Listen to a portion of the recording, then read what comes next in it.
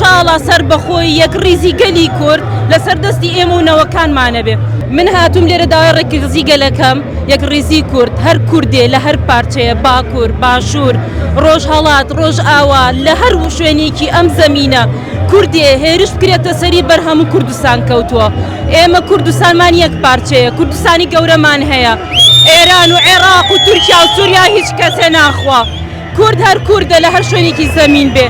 با گەورەکانمان کە خەفەتیان نەخوار ئەیانوت ڕۆڵەی تازەمان ڕۆحی کوردایەتی نەماوە، با دڵخۆش بن شەهیدەکانمان خوا پێغەمبەران هەمووی لە ئاسمان شایەتمانن. ئیشاڵا سەر بەخۆی یەک ڕیزی گەلی کورد لەسەر دەستی ئێمە و نەوەکانمانە بێ. بژی کورد بژی کوردستان. مامۆستا چۆنە و ئەماسەتە چۆنە هاتوونە ئێرە؟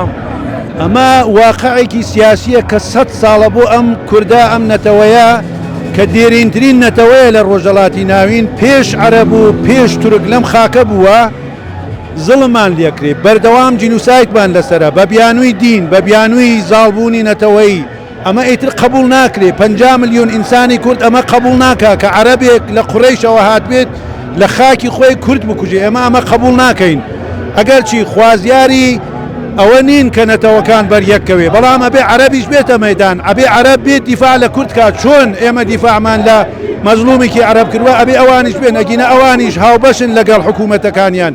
ئێمە جینوساید قبول ناکەین، لە هەر کوێ کوردێ بێ دیفاعی لەکەین، ئەگەر ببێ بە خوێن و خوێنڕژانیش.